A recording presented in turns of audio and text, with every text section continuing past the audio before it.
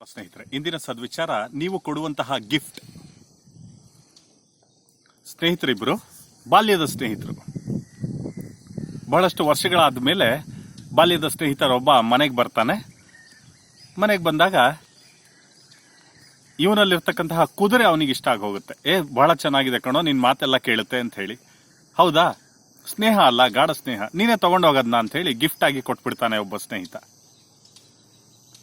ಇವನು ಒಂದೆರಡು ದಿನ ಇದ್ದು ಆ ಕುದುರೆನೇನೋ ತಗೊಂಡೋಗ್ತಾನೆ. ಅವನ ಊರವರೆಗೆ ಹೋಗುತ್ತೆ. ಅಲ್ಲಿಂದ ಮತ್ತೆ ಪುನಃ ವಾಪಸ್ ಬರುತ್ತೆ ಇವನ ಮನೆಗೆ. ವಾಪಸ್ ಬಂದಾಗ ಯಾಕೆ ಹೀಗೆ ಮಾಡ್ತಾ ಇದೆ ಅಂತ ಗೊತ್ತಾಗ್ತಿಲ್ಲ ಅಂತ ಸ್ನೇಹಿತ ಹೇಳಿದಾಗ, ಈ ಸ್ನೇಹಿತ ಏನ್ ಮಾಡ್ತಾನೆ, ಒಂದು ಕೆಲಸ ಮಾಡು, ಚೆನ್ನಾಗಿ ಅದಕ್ಕೆ ತಿನ್ಸು, ಕರ್ಕೊಂಡು ಹೋಗು ಅಂತ ಹೇಳ್ತಾನೆ. ಸರಿಯಾಗಿ ತಿನ್ನಿಸ್ತಾನೆ, ಅದಕ್ಕೆ ಏನೇನು ಇಷ್ಟನೋ ಎಲ್ಲ ತಿನ್ನಿಸ್ತಾನೆ. ಮತ್ತೆ ಕರ್ಕೊಂಡೋಗಿ 2 ದಿನಕ್ಕೆ ಮತ್ತೆ ಪುನಃ ವಾಪಸ್ ಬರುತ್ತೆ. ಯಾಕಂದ್ರೆ ಅದು ಇಲ್ಲೇ ಪಳಗಿರುತ್ತಲ್ಲ.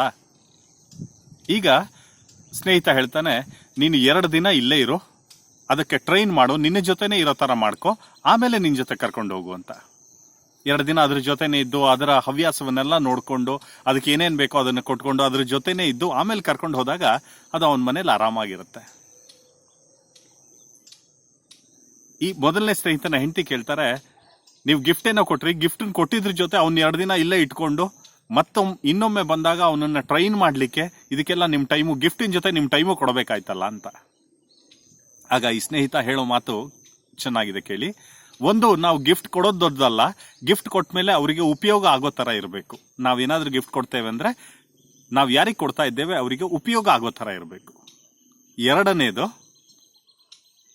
ಯೋಚನೆ ಮಾಡು, ದೇವರು ನಮಗೆ ಕೊಟ್ಟಿರ್ತಕ್ಕಂಥ ಅವನೇನ್ ಮಾಡ್ದ, ಅದನ್ನ ಕಾಲಾವಕಾಶ ತೆಗೆದುಕೊಂಡು ಅವನಿಗೆ ಬೇಕಾದಂತೆ ಪಳಗಿಸಿ ಅದನ್ನ ಕರ್ಕೊಂಡೋದ.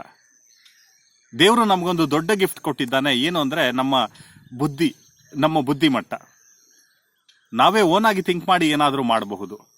ಇದನ್ನ ದೇವರು ಕೊಟ್ಟಿರ್ತಕ್ಕಂತಹ ಈ ಗಿಫ್ಟ್ ಅನ್ನ ನಾವು ಪಳಗಿಸ್ಕೊಳ್ಬೇಕು. ನಮ್ಮ ಟೈಮ್ ತಗೊಂಡು ಪಳಗಿಸಿಕೊಂಡು ಅದನ್ನ ಹೇಗೆ ಬೇಕೋ ಹಾಗೆ ಉಪಯೋಗಿಸ್ಬೇಕು ಅಲ್ವಾ ಸ್ನೇಹಿತರೆ?